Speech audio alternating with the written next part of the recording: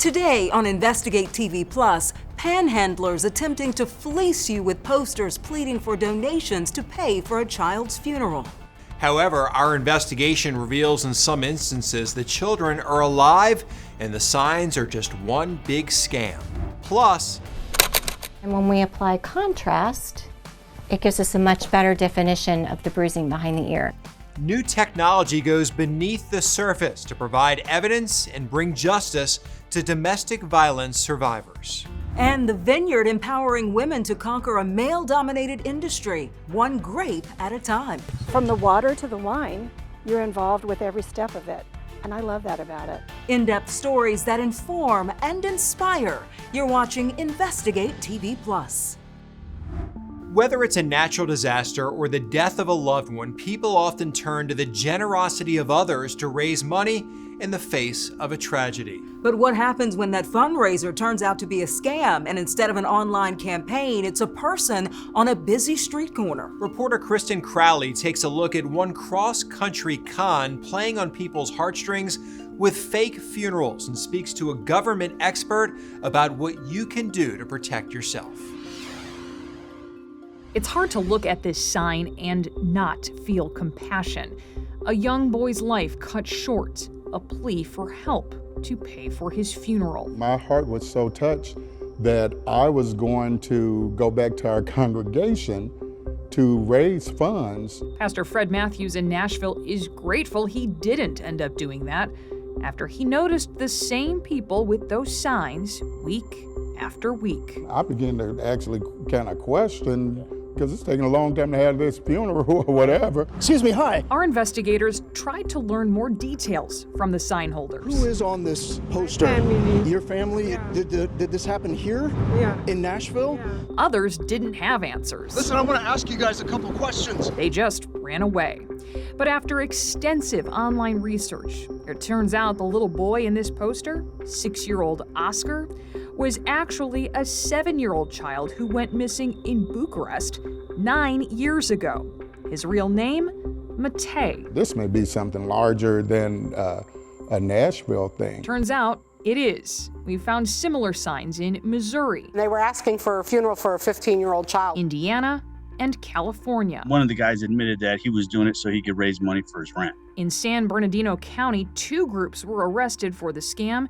So was this woman in Orlando. Lying to people for money? Really? Deputy Nicole Marson recognized the woman and her sign from 2 months earlier. You said your niece? What's her name? Maria. Maria? Okay.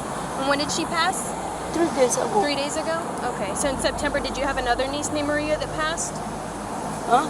Collecting money from people isn't against the law. In fact, the Supreme Court ruled the First Amendment protects your right to ask for money for any reason.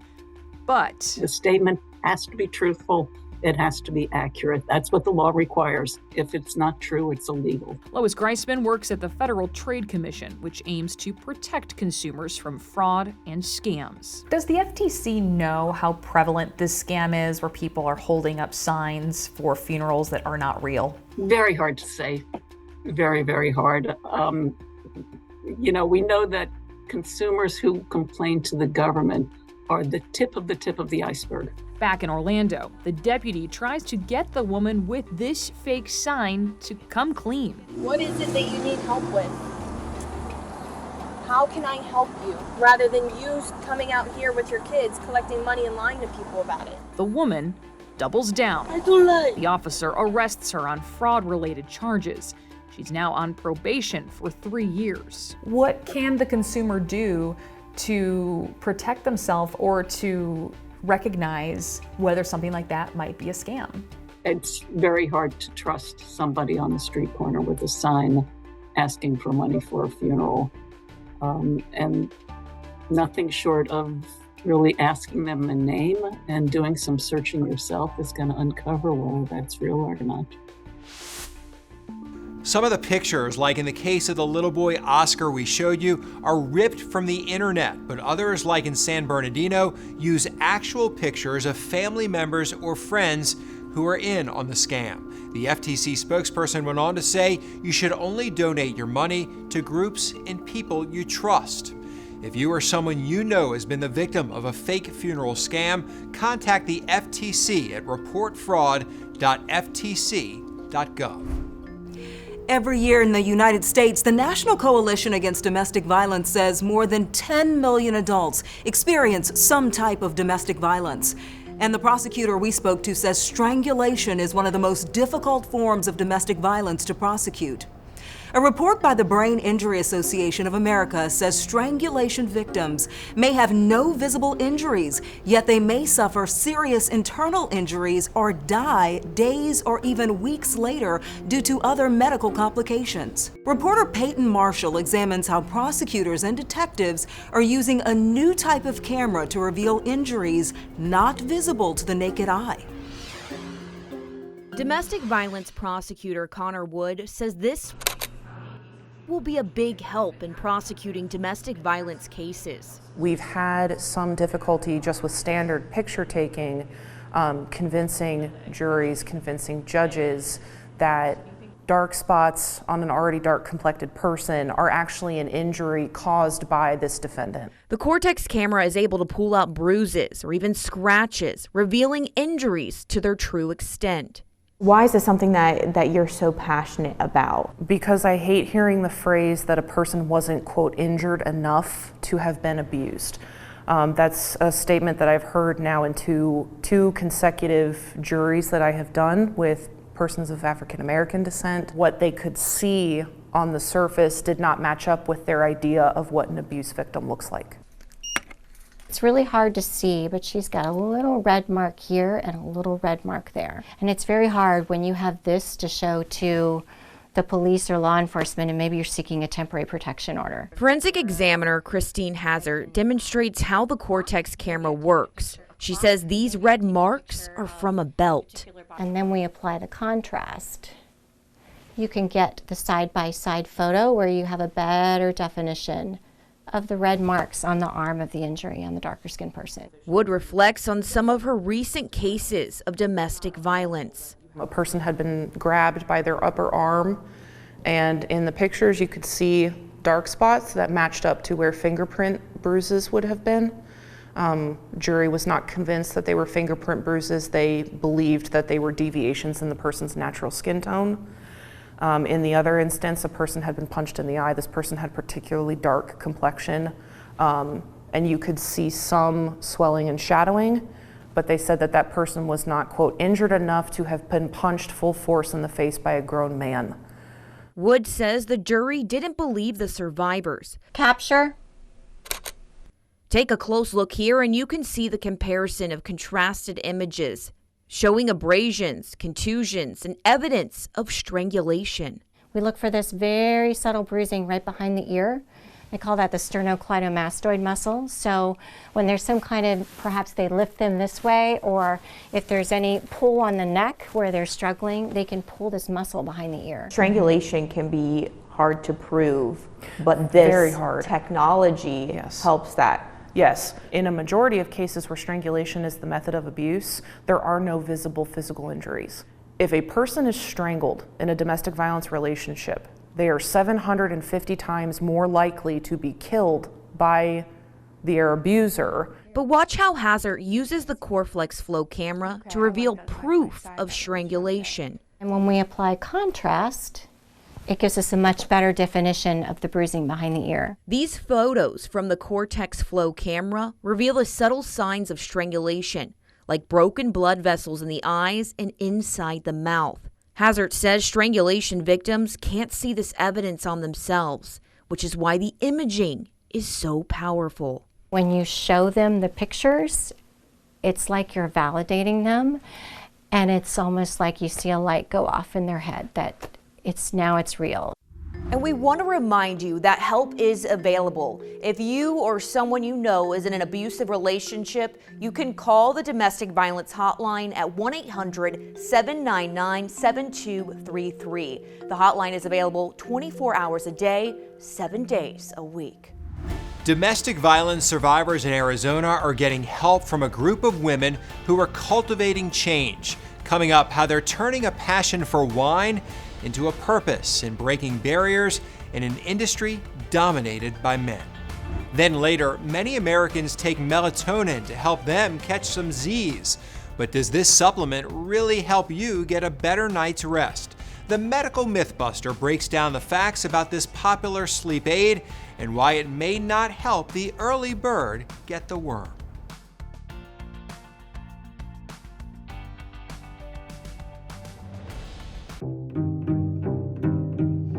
The winemaking industry has long been dominated by men. In fact, a 2022 survey by Zippia showed that only 18% of winemakers in the United States are women. But a group of women in Arizona hope to inspire change by cultivating, harvesting, and releasing their own vintage of wine.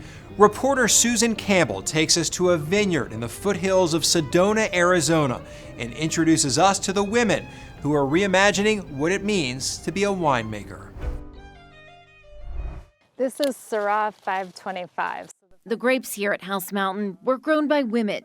And then I just kind of lift leaves back. And they're being harvested by women.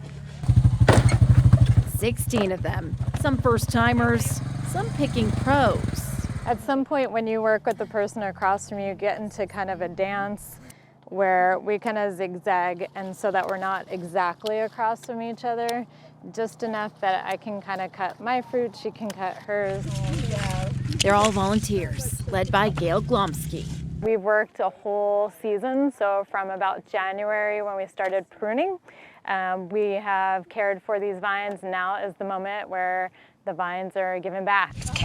Giving back just like these women who've come together for a special project to create a wine made exclusively by women. It's something that doesn't happen often. It's a male-dominated industry. Linda Rachel owns a small vineyard and tasting room in Cottonwood. From the water to the wine, you're involved with every step of it. And I love that about it. You're married to the seasons, you're married to the vines, you're married to the product. According to Zippia, just 18% of winemakers are women. All we're doing is asking for the same education, the same experiences. It's more the recognition of equality.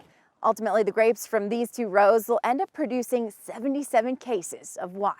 It's girls' wine in French, so it's called Vin de Fille. 2020 was the first girls' wine vintage. They have a 2021 vintage too.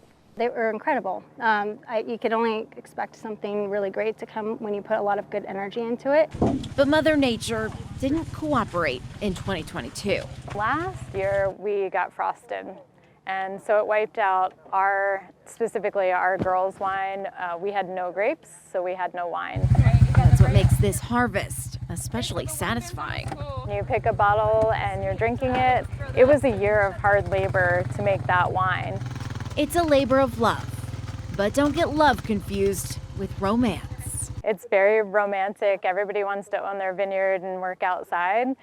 The reality of it is not that. It's very hard work. Hard work that's empowering women here in the vineyard and beyond. The majority of the net profit sales of this wine are donated to a local nonprofit that supports women who have suffered domestic abuse, assault, and human trafficking. Still to come, her exact age may be fuzzy math.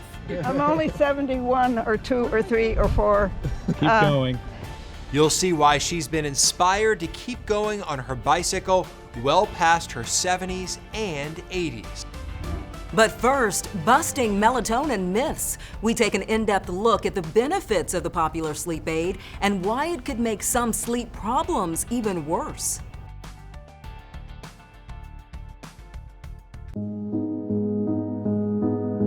Millions of people take melatonin to fall asleep, but there seems to be some confusion on how it works and how much you should take. Melatonin is also known as the hormone of darkness. According to the Cleveland Clinic, melatonin is produced by your pineal gland, which is a tiny pine cone-shaped gland in the center of your brain. Its main job is to help control the circadian cycle of sleep and wakefulness. In the right situation, melatonin can help with falling asleep, but it won't work for everyone. In this Medical Mythbuster, reporter Viv Williams talks to a sleep specialist about how this sleep aid works. The Sleep Foundation says that melatonin is the most popular sleep aid in the U.S. Some people may think that the supplement is a sedative. That is a myth. Melatonin is not a sleeping pill. Melatonin is a circadian cue of darkness. It lets our body know when the sun has gone down. Dr. Michael Howell, a University of Minnesota neurologist and sleep specialist, says melatonin is a hormone produced in your brain that helps regulate circadian rhythm by cueing your body to prepare for sleep. So not only should you be naturally getting sleepy, your body temperature should be coming down, your gut should also be slowing down, quieting down, and your body should be getting ready for sleep. That's what melatonin does. Howell says melatonin supplements can work well for people who tend to be night owls, people who stay up late and get up late. A little bit of melatonin, and I'd like to emphasize a little bit. We're talking about just a milligram here. A couple of hours before bed is just fantastic for an individual who has a circadian rhythm delay because it can help pull that rhythm earlier, and over time, over a few days, make it easier to fall asleep earlier and, just as importantly, wake up earlier. But if you're an early bird, the type who crashes in the evening by 8 p.m. and is wide awake by 3 or 4 a.m., Hal recommends avoiding melatonin. If that person takes melatonin, you're only going to make your problem worse. Howell says it'll make you want to go to bed even earlier and you'll have trouble sleeping through the night. In addition to melatonin, Howell says other tips that may help both night owls and early birds fall asleep include limiting caffeine and alcohol, avoiding nicotine, avoiding big evening meals, keeping your bedroom cool and dark, and waking up at the same time every morning. With this Medical Mythbuster, I'm Viv Williams. The National Institutes of Health notes that supplements including melatonin are not regulated by the FDA, so there are no official guidelines on dosage. If you do decide to try melatonin, the Cleveland Clinic suggests adults start with 1 milligram of melatonin every week until you've reduced the amount of time it takes you to fall asleep. But you should not exceed 10 milligrams a night. Also, be sure to consult with your doctor before taking any supplement. Up next, a 90-something-year-old woman inspired to give up 4 wheels for 2. We'll show you why her cycling journey is still rolling strong.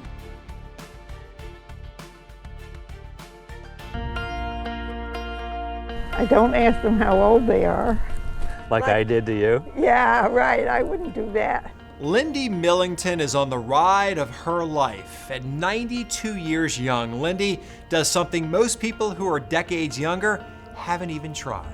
Lindy rides her bike just about every day. She even says her plan is to bike to heaven. But we know Lindy has a long road before then, as reporter Joe Carroll discovered as he tried to catch up with her. Let's see. At her house in Burlington, Well, this is my first trip. 92-year-old Lindy Millington shares memories of special trips. We're at the Pacific Ocean. It's of a cross-country bike journey she took at 50 with her husband Clyde. She would do it again at 77. I even went to China. You want to see that? Yeah. A blast from the past. But Lindy is far from hitting the brakes. But I didn't ever like driving a car, and I think that's why I got into the bicycles. Her first bike came after marriage. Lindy's been riding ever since. She would pedal miles to work and made sure her kids each had a bike. So let's go for a ride. Okay, let's go. Get on your bike and see if you can find me and catch up to me. I'll try. Starting in Burlington, we're heading north up the bike path, stopping at the Winooski Bridge. So here we are. What a view, huh? Yes, this is where I stop often because I like to look out at the lake. After Clyde died, the bike rides helped her with her loss. I was in the house alone and I needed to be with people. So I would get on the bike and usually go out on the causeway to the cut. When the bike ferry isn't running, it's the end of the line for the path. It's a place where fellow cyclists congregate. I don't ask them how old they are.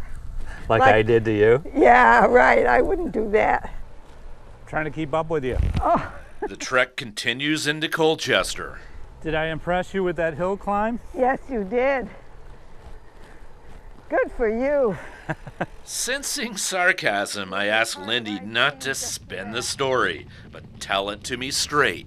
You think I'm a novice, don't you? I do. You're trying to prove that you're not. We enter the causeway, the former railroad track with stunning views of Lake Champlain. It's only 2 more miles to the cut. I know. Well, you've done well so far. Okay. There, as expected, strangers become fast friends. I'm only 71 or 2 or 3 or 4. Keep going. So I'm older than 92. I'm 92 and something. I wish I'm still riding when I'm 92. You're kind of a social butterfly here. I talk to men and women. Hi. Peddling a lifestyle she hopes others will embrace. Well, I'm only doing what I like to do. And with that, it's back to Burlington. Howdy. The 13-mile journey is coming to an end. You did very well. I always enjoy myself on a bicycle. Sometimes I wonder who's behind me, though. And I think some man was following me the whole trip. Guilty as charged, but a ride to remember. When I'm 150, I'll give up. I got to tell you, when she said 92, I didn't believe it. She's incredible, right? You know, they say the key to longevity is to keep moving, and it's obviously working for her. It is working for her. We better move. Yeah. We're done with the show. Let's go move, okay? I need to get a bike. All right, that's it for us on Investigate TV Plus. I'm Lee Zurich. And I'm Tisha Powell. Thanks for watching. On the next Investigate TV Plus, a rare gene mutation leaves patients with a choice: life without a stomach or dying from cancer. I was scared because I didn't want to die. And it's a death sentence, basically. We take an in-depth look at the extreme lengths some go to fight this deadly disease.